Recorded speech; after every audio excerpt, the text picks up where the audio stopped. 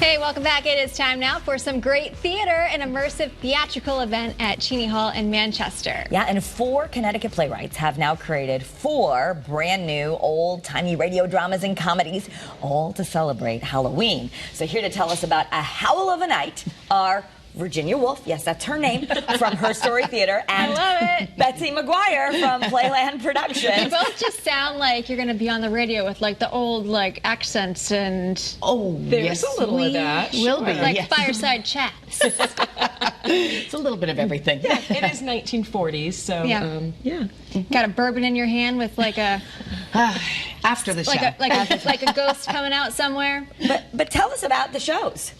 Well, it was a fun project, and actually it was supposed to have happened 3 years ago. We commissioned 4 old-time Halloween radio plays. We'd been doing some commercially produced or commercially written shows, but once we found out the talent of our local playwrights, we brought them all together, and we have 4 shows, one of which is not funny but very chilling, and the other 3 which are very funny and howly, very in the spirit of Halloween. We shall howl and we shall have belly laughs. That's our promise. Absolutely. Yeah. So speaking of, how did you come up with some of these stories? So Ginny asked 4 of us to write for her, and originally, 3 years ago, she said, make them chilling, make them scary. So I wrote something chilling and scary. Yeah. She did indeed. And then, and a bunch of people did, but then they rewrote those over the years. I kept mine. So mine starts the show off, and then the rest are just good fun, howly, comedy horror, I would call them. Love that. And so everybody came up with their own ideas for their own play. That's fun. Yeah. So how will we experience this? Like, what makes radio theater different?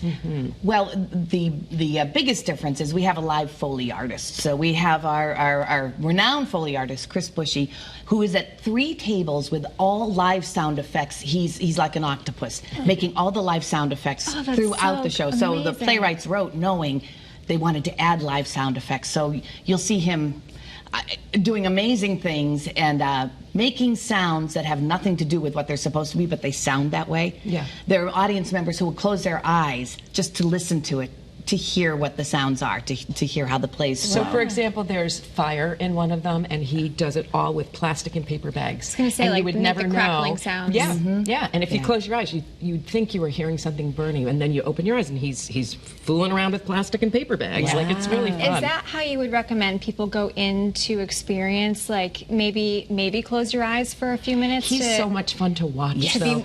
So you can for a moment, just to but kind I of take think, it and immersive experience. Exactly. Yeah, it's really fun to watch him. And, you know, there's actors in front of you, too, but I would tend to watch Chris doing his thing. Well, 6 actors are playing over 50 characters, so there's all sorts of different vocal choices and accents, and we've got French and we've got German.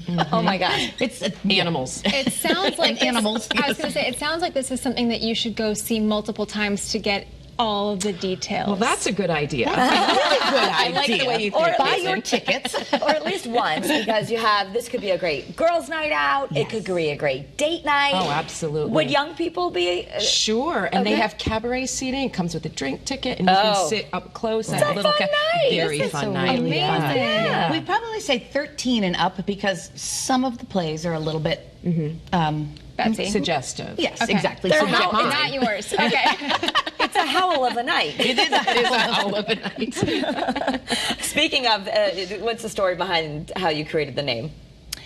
It just came to me. I was thinking, of course, I don't know what I can say, but but because it was Halloween, the howl just came. You know, we're a creative bunch. It's perfect. Yeah, it makes total sense. So we're taking a look at some photos here as well. So was this from rehearsals or from? Okay. Yep, from rehearsals a few weeks ago.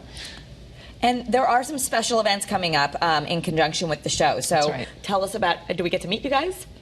Sure. Yeah. Like if you come on Saturday night, they have a Halloween party before the performance. So you come in costume? Yes, you can come in costume. There's prizes, and you can win best costume. And then Sunday's a really fun one, I think, is if you come an hour early, it's free.